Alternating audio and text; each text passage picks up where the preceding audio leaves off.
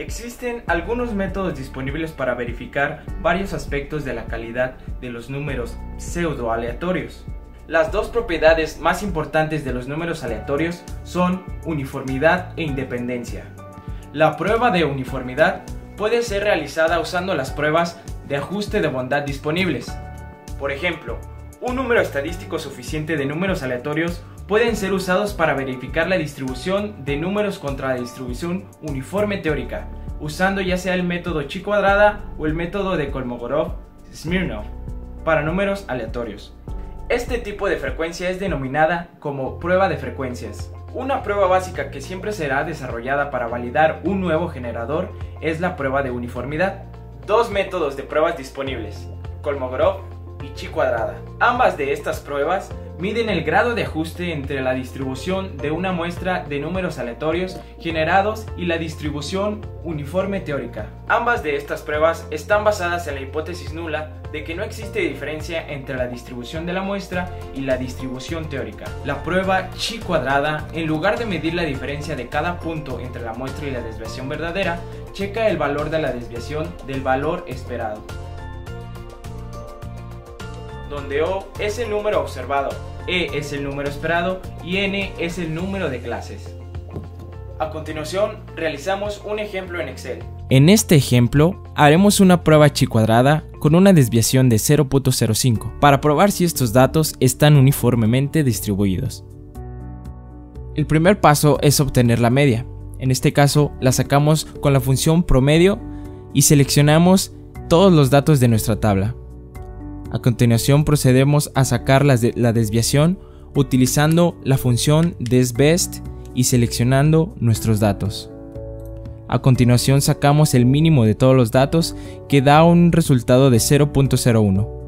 Sacamos el máximo de la tabla, el cual nos da un resultado de 0.99. Después sacamos el rango restando el máximo menos el mínimo, y esto da un resultado de 0.98. A continuación, calculamos el número de datos que existen en nuestra matriz. En total, son 100. A continuación, sacamos el número de intervalos por la ley de Surget, que se usa con cantidades menores de 100, y para mayor facilidad del proceso, utilizaremos la fórmula de raíz de n para hallar la cantidad de números de intervalo. La fórmula es 1 más 1.33 por logaritmo natural por D7, que es nuestro número de datos.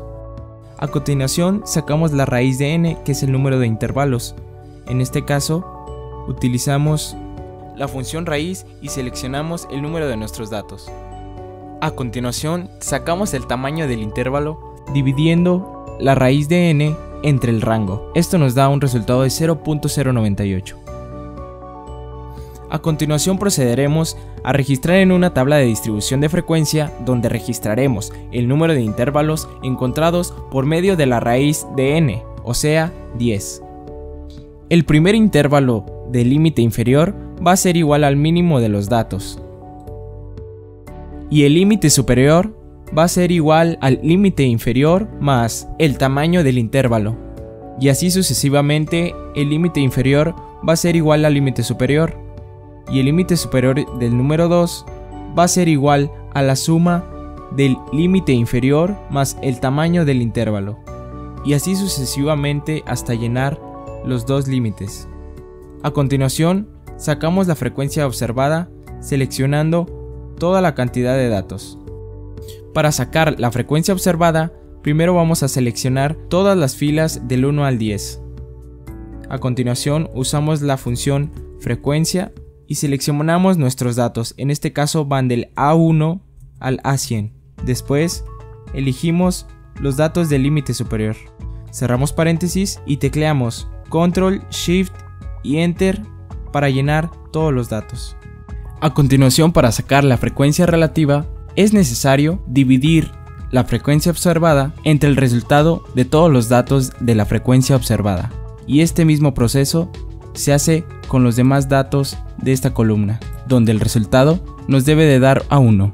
Después, el primer intervalo de la frecuencia absoluta va a ser igual al primer dato de la frecuencia observada. El segundo dato se va a sumar del primer dato más el segundo dato de la frecuencia observada, y así sucesivamente con todos los datos de la frecuencia absoluta, donde el último valor, que es el 10, nos debe de dar como resultado 100. En el caso de la frecuencia esperada, todos los datos son 10, ya que nuestra raíz de número de intervalos es 10. Como último paso, realizamos el cálculo de la frecuencia observada menos la frecuencia esperada elevada al cuadrado entre la frecuencia esperada, donde todos los datos resultantes nos tienen que dar 3.4. Al final, comparamos el resultado del chi cuadrada calculado, que es igual a 3.4, con el valor crítico de la tabla de probabilidades de chi cuadrada, que es 16.9, debido a que chi cuadrada calculada es menor que el valor de x cuadrada de la tabla. La hipótesis nula de que no existe diferencia entre la distribución de la muestra y la distribución uniforme se acepta.